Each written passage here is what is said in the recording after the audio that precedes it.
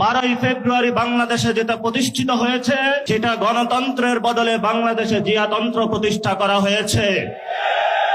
মাননীয় প্রধানমন্ত্রী তার চিরচরিত অভ্যাস সব ওপেনের ভাই বোনেদেরকে নিয়ে এসেছে। কাউকে দুদুকে বসিয়েছে, কাউকে বাংলাদেশ ব্যাংকে বসিয়েছে, কাউকে বিচারালয়ে বসিয়েছে, কাউকে হলো পুলিশ প্রশাসনে বসিয়েছে, কাউকে হলো পার্লামেন্টে নিজে মুখ বন্ধ করে তাকে হলো তার গ্রিন কার্ড দিয়ে বলেছে, তুমি যা ইচ্ছা বাংলাদেশের মানুষের সাথে গাদ্দারি করতে পারো, তোমাকে আমি গ্রিন কার্ড দিয়ে দিলাম। এই যদি হয় জিয়াউর রহমানের সন্তানের ভবিষ্যৎ, এই সন্তানের ভবিষ্যতের সাথে বাংলাদেশের ভবিষ্যৎ যাবে না, যাবে না, যাবে না।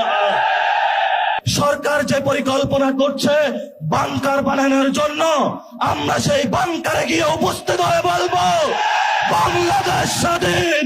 সেই স্বাধীনতার আওয়াজ দিয়ে আমাদের এই মিছিল চলবে, আজাদির সংগ্রাম চলবে। আমরা সেই দিন শাহবাগে দাঁড়িয়েছিলাম,